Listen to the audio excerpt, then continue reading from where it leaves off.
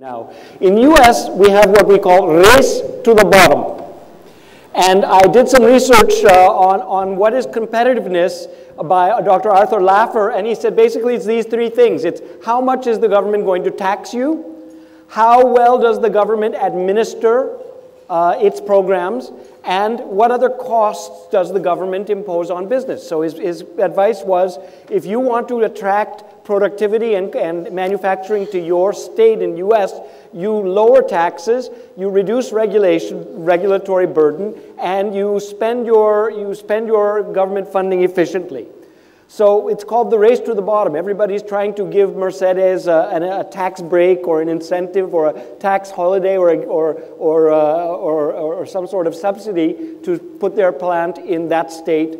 And the thought is you'll get employments and then you'll get tax revenue in return and so on and so forth. Now in India, we have the opposite issue. All the things that you have already in America and all you're waiting for is manufacturers to come in and set up shop in your state. The things that a manufacturer has to ask in India are the things that American takes for granted. How is the water? How is the electrical power?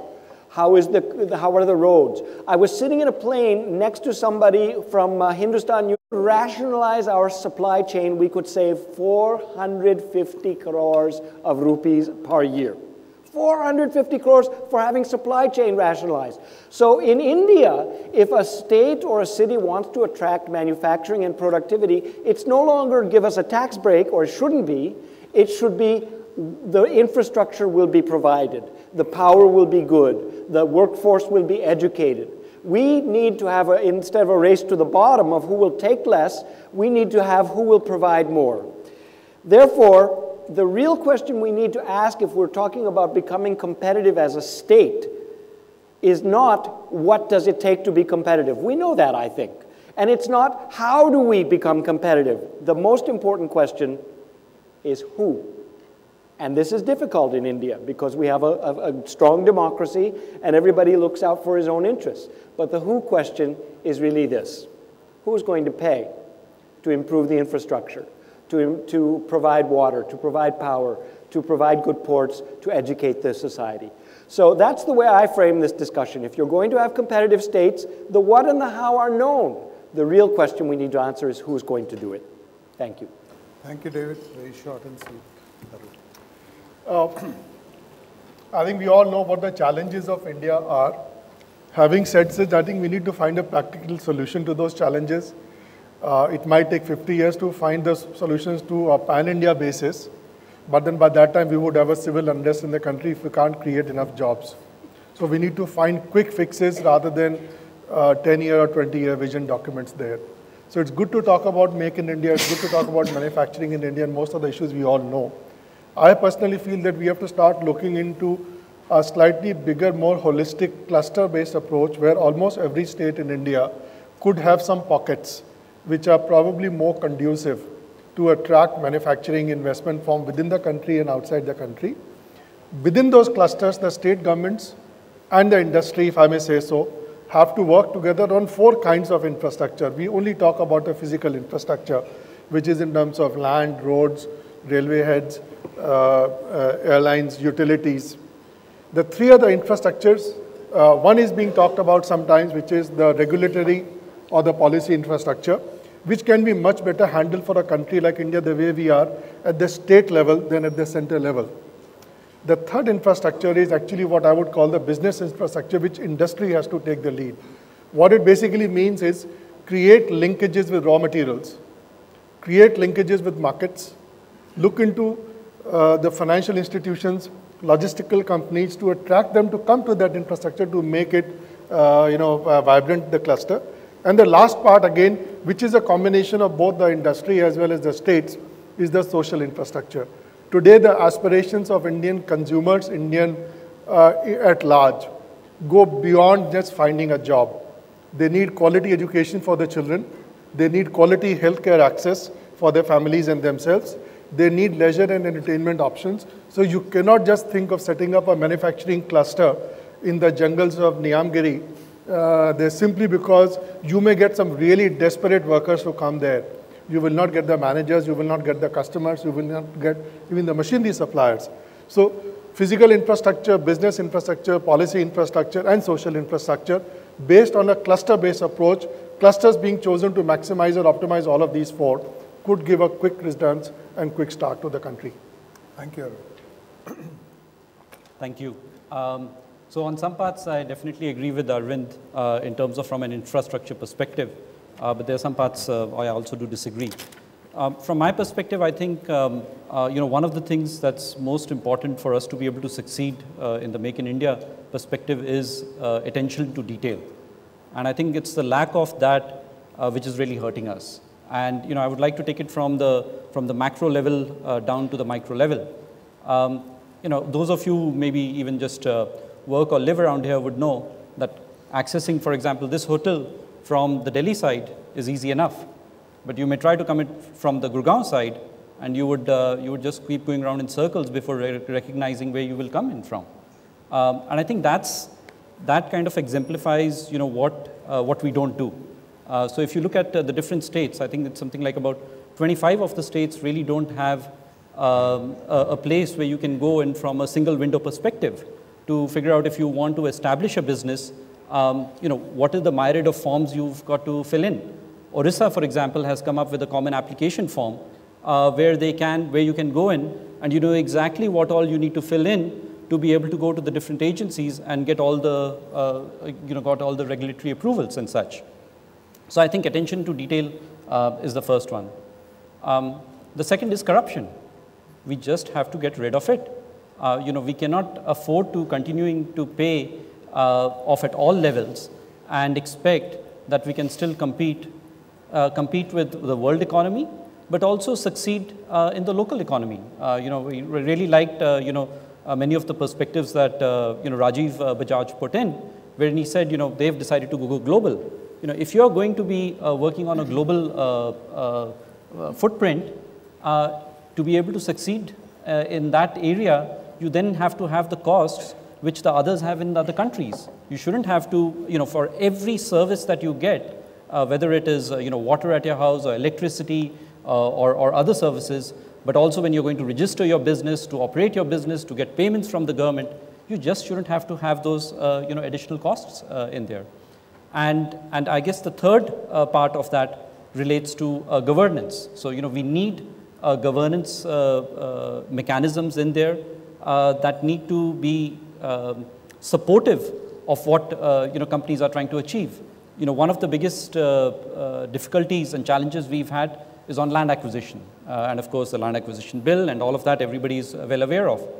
But why is it a challenge? The challenge is because, in some era we decided, we'll do special economic zones, and then everybody, wanted to do that. And so we had hundreds of them come up. But then what happened with all that land? Firstly, about 38% of that land has never been put to use. So, you can think of those hundreds and thousands of farmers who've had their land taken away only to see that nothing is happening over there, number one. Number two, of the 62% that is being put to use, only about 8% of that land is being put to use for manufacturing. And then you have residential colonies and other things that are being put to use. So, people see that, here the government came and said, we'll create this special economic zone, this will benefit you. And then less than 5% of that is actually leading into manufacturing, which is benefiting the people. The last part, and this is where I a bit differentiate with Arvind, where you were talking about having clusters in many different states. Size matters. We've seen that in the example of China, which was talked about how that was done in 3 geographical areas initially. In our line of business, we've seen, which is an engineering consultancy business, that if you are in the top 3 players in any market, you can demand somewhere between a 15 to 25% premium over the other players in the market. Similarly, if we are able to set up bigger clusters where you have all the infrastructure available, it's going to be easier for people to do business. I mean, there's a reason why the Japanese are going down the road to Nimrana and setting up a cluster for themselves, because they can have all the infrastructure that's available, all the supporting mechanism that's available for them to be able to support themselves in their growth. What more to add to what's already been said? It's very interesting that we've had a diverse set of perspectives. Arvind talked about solutions. You know, David talked about US and this, and Pawan talked about what you are doing. I just want to share, being a consultant but not using a presentation, just want to share some of the perspectives I hear both from multinational companies and also Indian companies. I think the demands are extremely simple. If I translate them, you know, whether I talk to Japanese or I talk to American or Europeans, I think they just want three things. They just come here and say, we want something, you know, we want to start, we want India to be a place where starting business is easy, running business is easy, and of course, closing business is easy. They just want to, at the end of the day, we go with these delegations to chief ministers, we do these programs, and, you know, that's, at the end of the day, the three simple things they want. And I'm sure all of you have been hearing this, and it's very nice, you know, just like 15 years back, GDP became in India a common word, and, you know, then IT services became a common word. There is ease of doing business in India. Statistics has now become a little bit of a common household statistic. So hopefully you all know, but I just sort of read them out to you as we consultants love numbers. So we're about 142 amongst 189 nations, as we all know. But let me give you a little bit more perspective on what World Bank says. And believe me, they are a bit lenient on us. So they say starting a business takes about 28 days. I think that's fairly correct. And this is an average. They say construction permits, we're talking about manufacturing here, so you've got to construct your plant, get it up and running. They say construction permits in India, all of it put together, take 186 days, 6 months. I think they've been very lenient. Depending on the type of industry you are in, because along with construction permits, you need a lot of environment clearances. This could take anywhere from 6 months to a year. Getting electricity, and this one really surprises me. They say it's about 105 days. I think it's actually fairly correct. Paying taxes, the statistics here is different. You know, we've made a lot of improvements. So the number of payments on an average a manufacturing enterprise has to make in this country is about 33. So that's about 3 on an average per month, you can say 1 average per week. And the amount of time it takes to close a business, well, again, they've been lenient. They say it's about 4.3 years. And we are ranked 187 or something like that. So I think we all know these are the problems. I'd also like to share, you know, without any political inclination on either side, but something that we observed during the period of 2010 to 2014 was, if somebody could stand up and say, I stopped this project, or we have put this project on hold, it was, I don't want to say this, but I think it was considered a sort of good achievement. And this is absurd. I mean, whether we are in management, whether we are in government, whether we are in advisory, whether we are in NGO, clearly we have to push the system that we do the right things, that we don't circumvent the system, we grow rightly. But at the same time, we should be in the solutions more. I know there is a bit of wax and wane with how things are right now, but we must say that there is significant alignment right now about that we need to improve the business climate. There's a lot of things that the states are doing. I think I had a list, but would not bore you, but there's a lot of interesting things that the states are doing.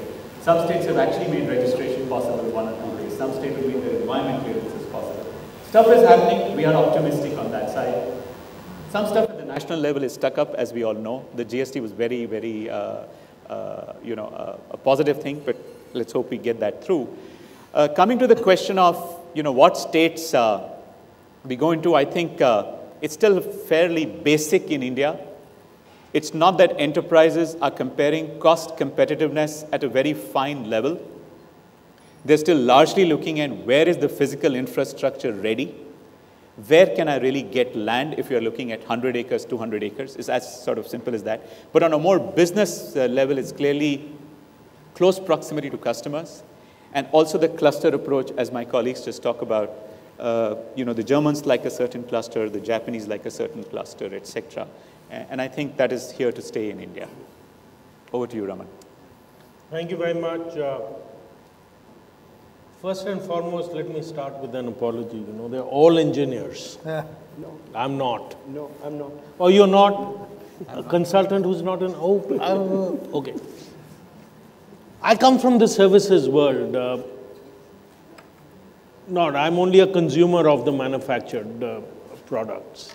But in the services world, we demonstrated over the last 30 years, if you take IT or you take BPO as an industry, that the Indian workforce could be trained to global standards, not only be equivalent, but to be world-class. We are now leaders in some of the things that we do. So why do I say that? A few years ago, I was at the Frankfurt airport, changing planes, and looking at those monitors, because I had some 3-4 hours between my next flight. And what struck me is the number of Chinese cities that were there on the Lufthansa terminal as departures and arrivals. And at that time, the number of Indian, not that there were no Indian cities, but there were 3-4 Indian cities, but the number of Chinese cities, and not that I understood the names, but they were clearly Chinese.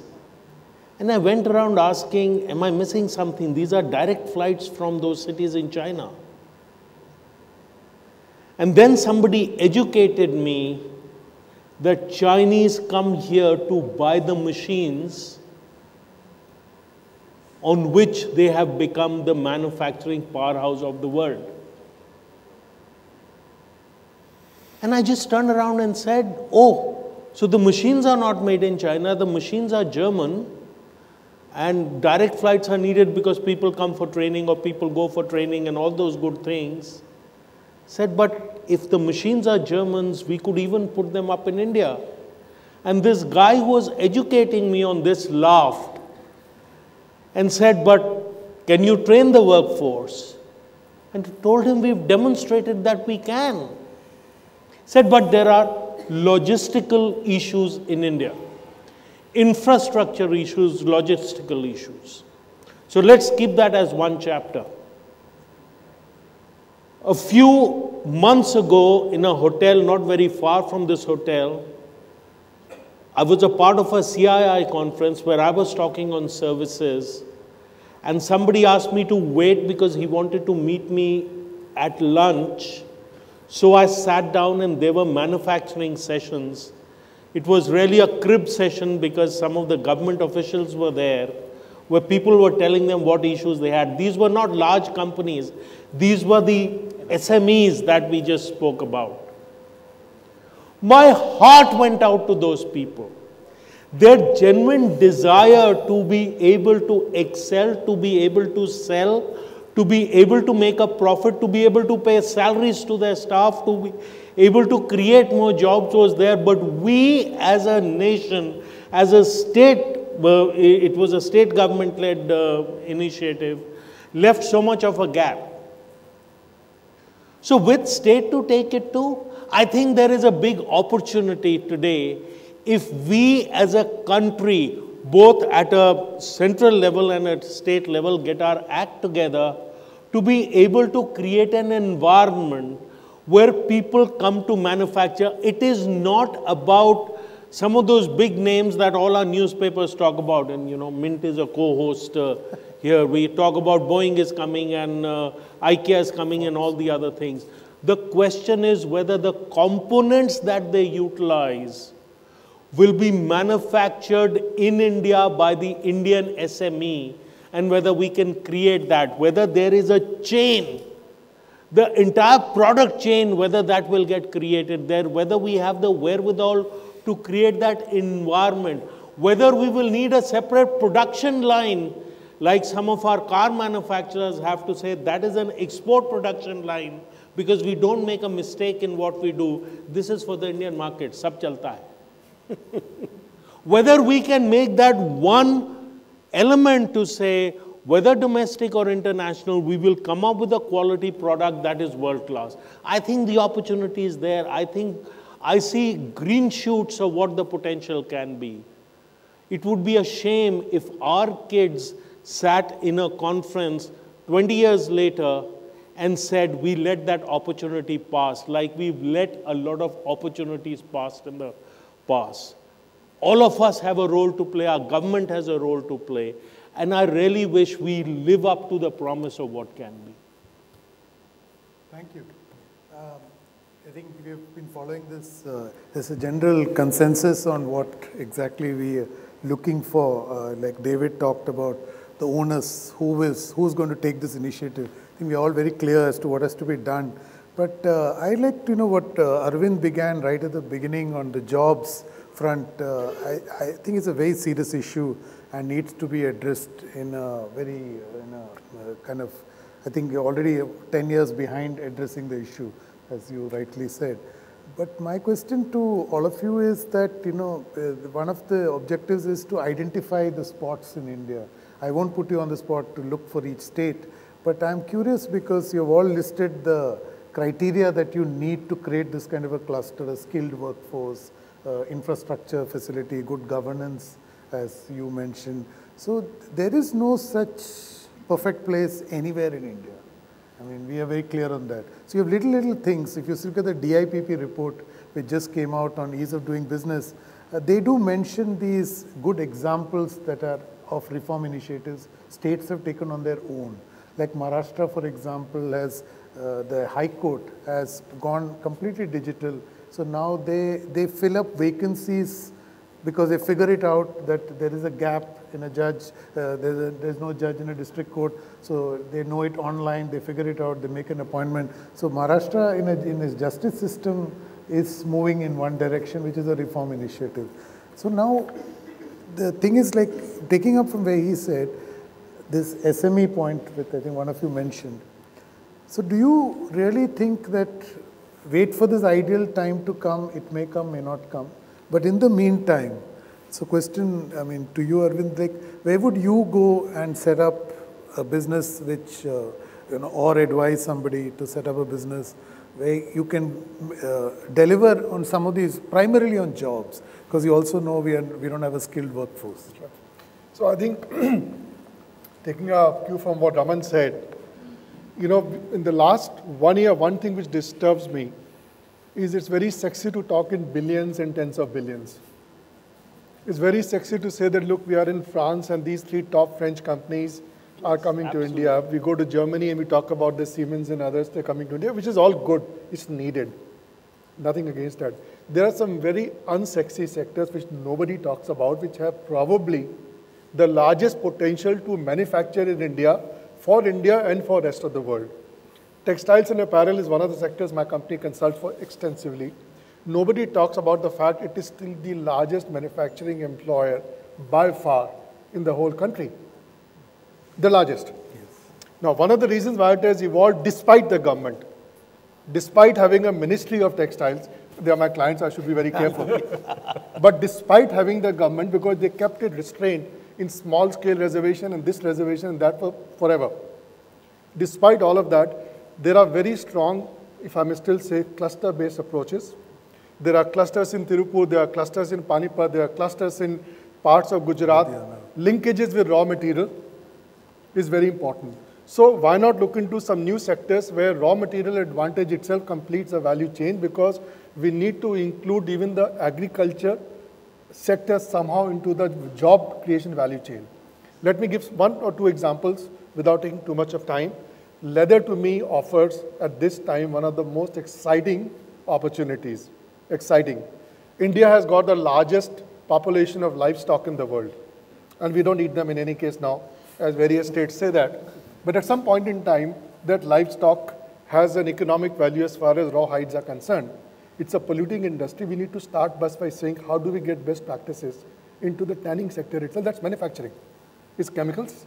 And there are environmental control issues, pollution issue, but there are opportunities for manufacturing and technology.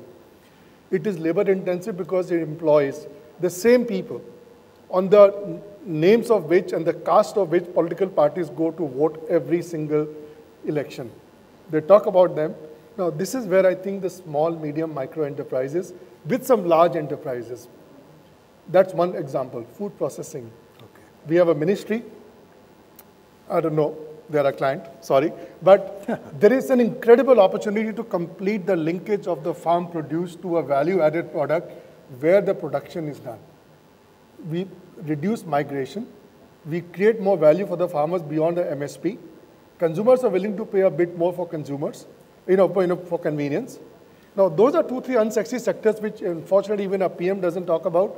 The industry chambers, when they meet and they go to, let's say, Washington now, or when they go to San Francisco, they will talk about Google, which is perfect, and Digital India is all great. But I think the very basics of our opportunity, I would not use the word constraints. These are the areas where jobs with value creation for the nation can be done both for domestic and export markets. Yeah, I'd like to comment on that. I'm with Arvind. Right now, our system in India is islands. Think of it as islands. You have an automotive cluster in Pune. You have a software cluster in Bangalore. You have a leather cluster in Punjab. And the problem is, when we understand the evolution of clusters, clusters come when there's a special knowledge base, a special resource base, or one killer company. Like my native place used to be called the Motor City in Detroit, Michigan. Now it's probably more appropriate to call it the Murder City. It's fallen apart. But it became a cluster because Ford was there. And he was the first American to manufacture a car. So you're going to have right now in India islands of excellence. What we're missing and what we really need to make it happen is, as Arvind was saying, we need systems thinking. And Make in India from the PMO is a really great opportunity for somebody to take a holistic view, an umbrella view, and say, okay, great, you've got a great bicycle parts industry up in Punjab, but how do they get those to the coast to export them? Where are the roads? Where's the trucking? Where's the port facilities? So yeah, clusters can happen anywhere. But what we really need is a national system so that clusters don't have to fight these barriers. The last thing I'll say is, where would I go today? Personally, I would go where the state government is friendly.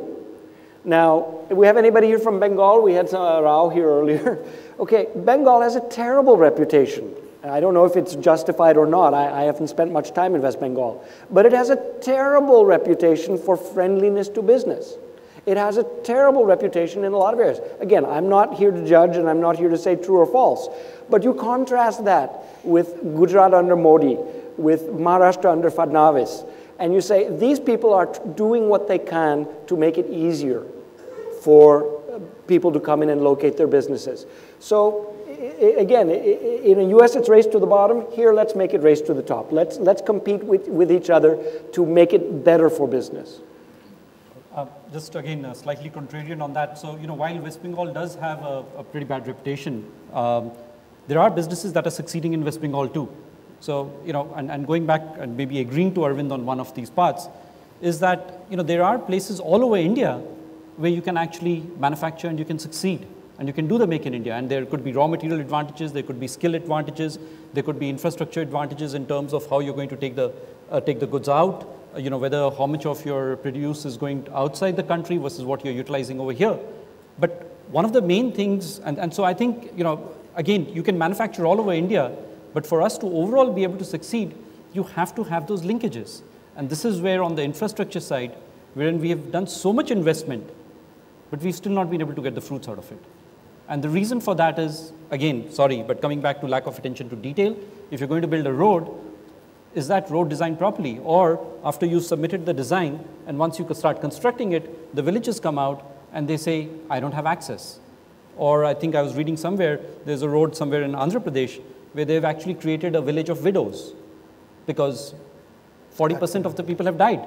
So, it's again, if we are able to create those linkages, the money which we are putting into infrastructure, if it's actually planned properly, implemented properly, used properly, then we will be able to be much more competitive.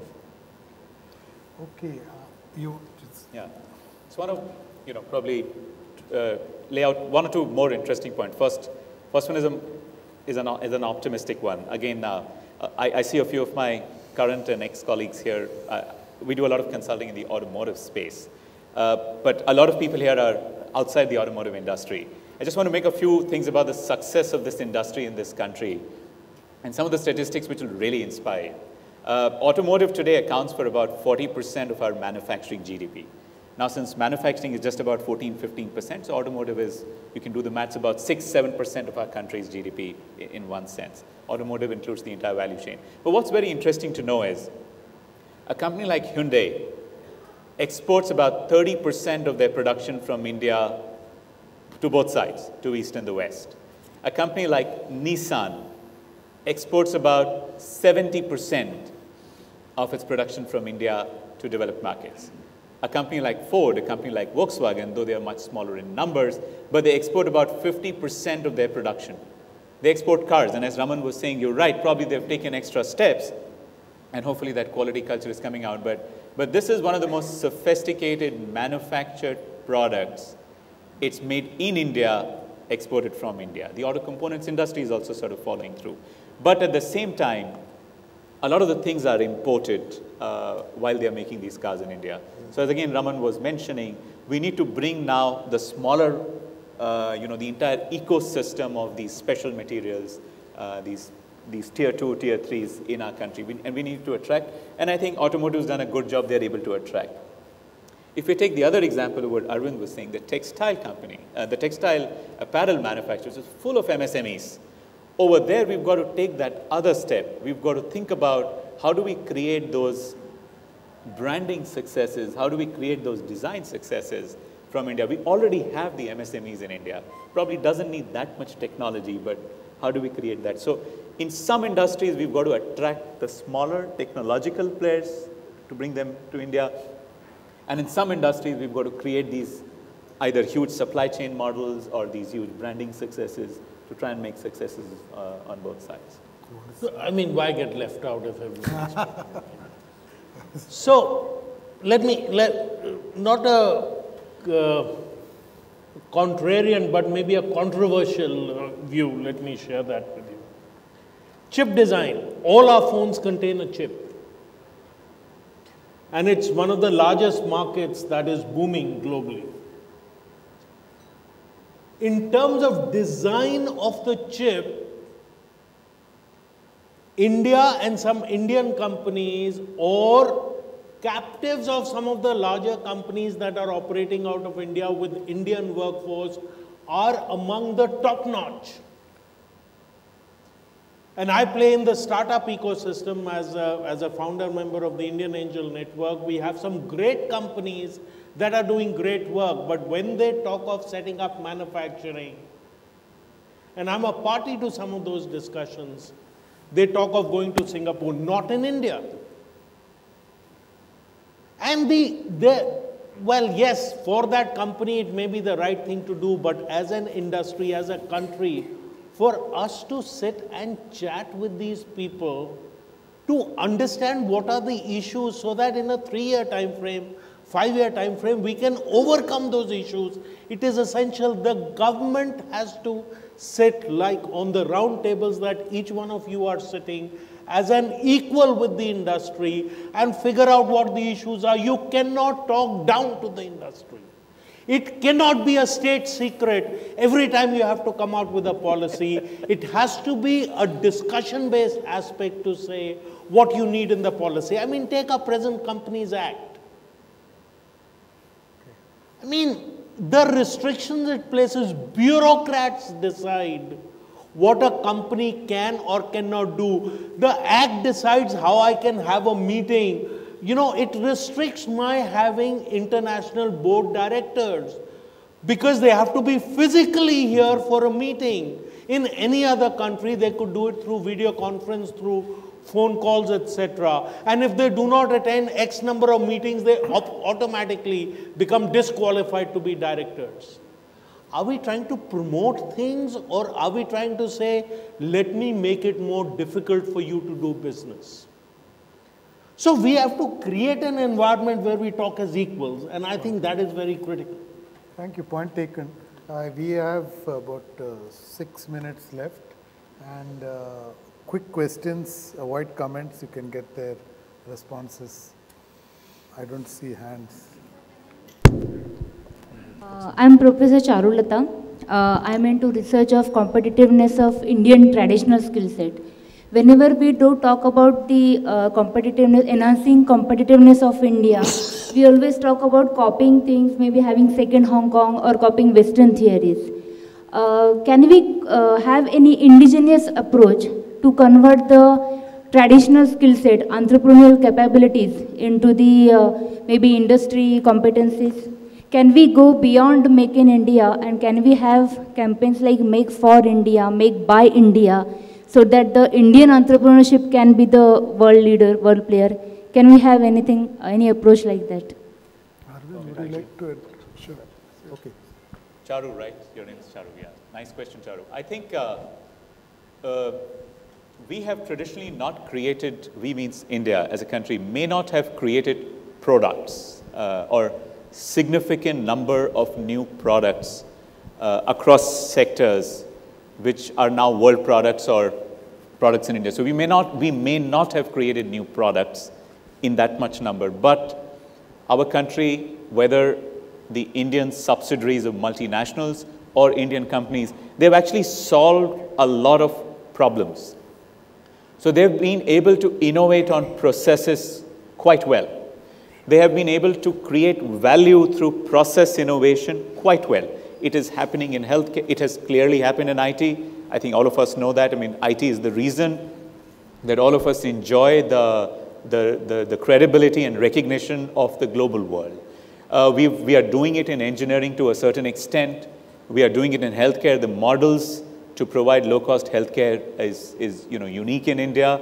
They sort of create the example for the rest of the world. We are trying to do this in generics. We are trying to do this also to a certain extent in pharma. We are clearly, our young entrepreneurs have clearly taken the mobile revolution and created an e-commerce industry which was not created elsewhere, in many of the countries which had certain better process. So we've solved problems. I think our skill and education system doesn't train us to think around products too well. Maybe it's a bit complex. I think companies now are investing in skilling their best around product design and systems thinking. So it's probably a journey we all need to take, and probably, if we can start skilling in those areas, we'll see the benefits. I mean, the countries that have done this very well, US, Japan, Europe, etc., have put that in their skill building and education system. That's my view. You may, sir, I would like to, can I? Just one, yeah, I just want him to respond. Yeah. Before that, you may read this book called Jugaad. It's written by these bunch of people from 3 continents. And it kind of covers, to a large extent, the question you're raising, which is very relevant. Just let him respond. We'll just go to another question, no follow-ups. Yeah, a quick comment. I would just like to mention, let us not get too worried about the question or the challenge you have posed there. If you were to look into China, China today has got some of the hottest global brands. But those brands have really emerged on the global landscape and within China only in the last 8 to 10 years. It's taken them a certain scale to first reach. Companies cannot do innovation. Companies cannot invest in branding, design, and attract global talent if the scale is very small.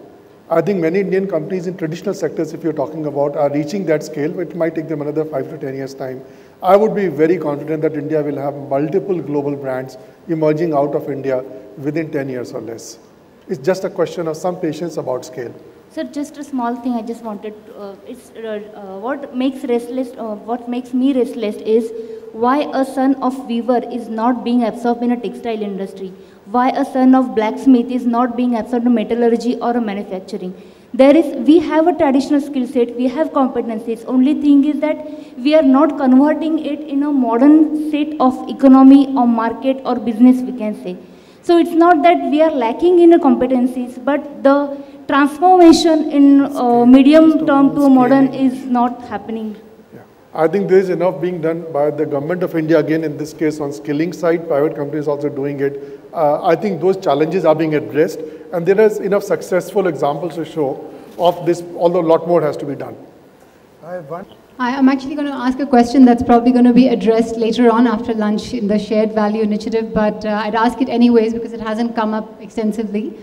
It's just the idea of natural capital and how it's kind of factoring into all the conversations about manufacturing in India. everything that you have been speaking about is, scaling up and utilizing, resources. At the end of the day, we're dealing with resource scarcity as well as climate change factors, water scarcity, everything here. And how will Make in India be responsible enough to create that framework where we actually do something that's different from how it's sort of done in a regular business as usual practice? And I'd like to see how you can address it. I thought I'll take a little bit on that. Worked with a little bit of the Indian manufacturing sector. So I have 2 points of view here. Actually, in utilization of resources, in designing our product, service, and manufacturing system and utilization of resources, actually we are not bad, which means our resource constraints force us to try and do more with less. But that's at the upfront stage. How we handle our byproducts, how we handle waste, how we handle our care for environment, we are really bad. And so it's a bit of a paradox that I'm talking about. So let's, just to sort of put it in perspective, how a machine builder utilizes the raw materials, he'll figure out a way to utilize every single inch of the raw material. We'll probably be better off than developed nations over there simply because we don't have money, we don't have resources. But what he does with his waste is much worse than, the same thing is in textile, the same thing is everywhere. I think that the awareness about what we need to do with our environment, how we need to handle all that is significantly high right now. I definitely speak for the large-scale industries and the medium-sized industries. I think even in a belt like Tripur, which my colleague Arvind was talking about, this sort of heightened concern about what we do with dyes and environment has come. So the concern is very, very high. You must have heard of this buzzword called zero effect, zero defect. So zero effect is about thinking through and doing the right things. And I think, I have a feeling we will see a significant amount of improvement there. Okay. But please, ma'am. I could just respond really quickly to say that I work with a lot of companies on creating sustainability reports, and I work on a lot of forestry conservation projects. And sorry to say to a panel here and among the attendees, many of the things that are in those reports are very poorly designed and not responsible enough. And a lot of the things that I'm seeing as an insider to the behind the scenes of what's being done is not the kind of level of responsibility that we need right now. So that's Understand. Just what I'd like to Understand. add. Point taken. Point taken. We are really out of time. Thank you very much, the entire panel, and for a wonderful discussion. So, thank you. Thank you so much.